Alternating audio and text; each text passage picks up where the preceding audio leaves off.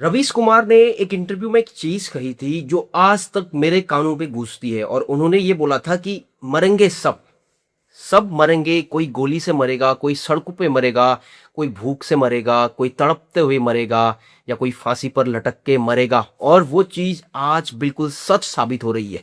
ये रवीश कुमार ने बहुत सालों पहले बोला था, लेकिन आज की जो सिचुएशन है, आज के जो हालात हैं इस देश के, वो बात बिल्कुल सही बैठती है।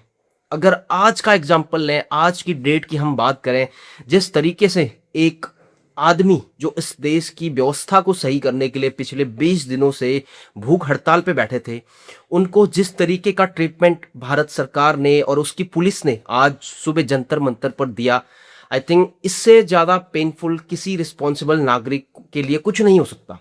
क्योंकि आप एज सिटीजन, आपकी क्या मांग हो सकती है सरकार से, क्या अपेक्षाएं आप सरकार से रख सकते हो?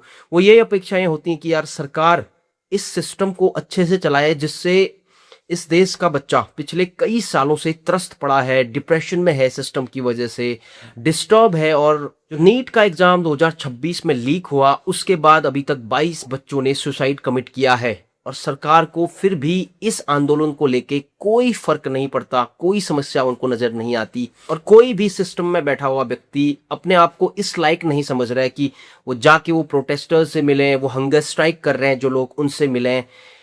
बात ये है ना कि बात बात सबसे बड़ी ये है कि हमारे देश के नेताओं का, हमारे देश में सिस्टम में पावरफुल लोगों का जो ईगो है ना, वो इस समय देश से बड़ा हो चुका है, राष्ट्र से बड़ा हो चुका है, राष्ट्र हित से बड़ा हो चुका है, जो कि सबसे बड़ा कंसर्न आने वाले समय के लिए है। अगर मैं प्रधानमंत्री की बात करूं तो देश विदेश में हर हफ्ते घूमते हैं वो।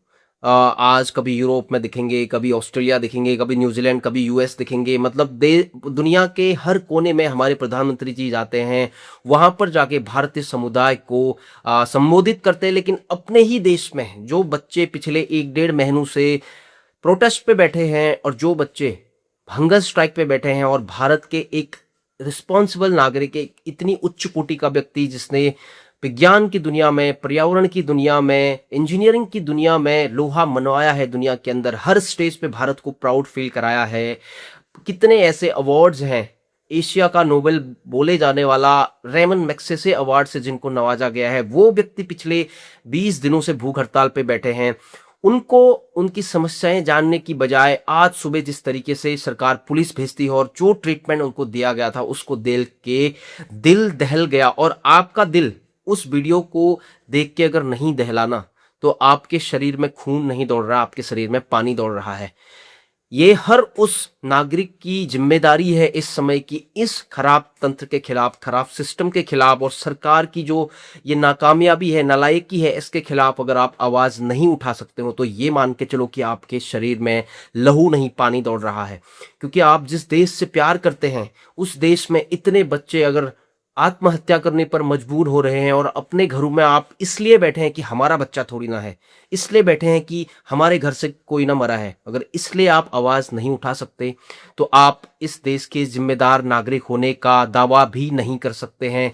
ये आपको कान खोल के सुनना चाहिए। जिस तरीके से सोनू मांगचुक के साथ सैकड़ों हजारों बच्चे प्रोटेस्ट कर रहे हैं पिछले कई महीनों से, उसको देख के एटलीस्ट सरकार में, सिस्टम में बैठे लोगों के मन में ये चीजें तो आनी चाहिए कि यार एक बार जाके बात करें, समस्या क्या है उसको समझें, समस्या का समाधान निकालना, सोल्यूशन करना, दैट्स डिफरेंट थिंग। पहले समस्या को अगर आप सुनने भी वहां पे चले जाते ना, बहुत सारी क्लैरिटी उन बच्चों को, उन प्रोटेस्टर्स को, या इस देश के जो पेरेंट्स हैं जो इस चीज से आहत है कि हमारे बच्चों का फ्यूचर कैसे होगा, वो चीज की क्लैरिटी अगर मिल जाती, तो शायद हो सकता था ये प्रोटेस्ट इतना आगे ना बढ़ता, और ना किसी आदमी को, किसी 60 ईयर्स के आदमी को प्रोटेस्ट, भूख हड़ताल पे बैठना पड़ता जंतर मंतर जैसी जगह पे।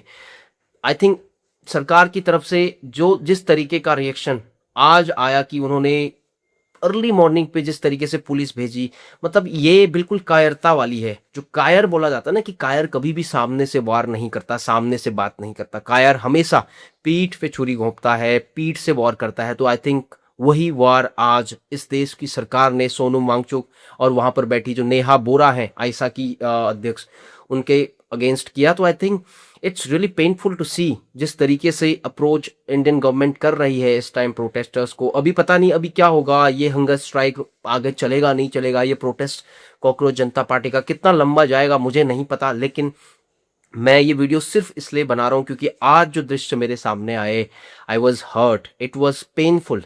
तो that's why I am here.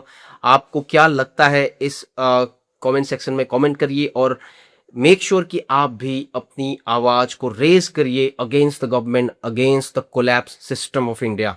Thank you very much. मिलते हैं नेक्स्ट वीडियो में।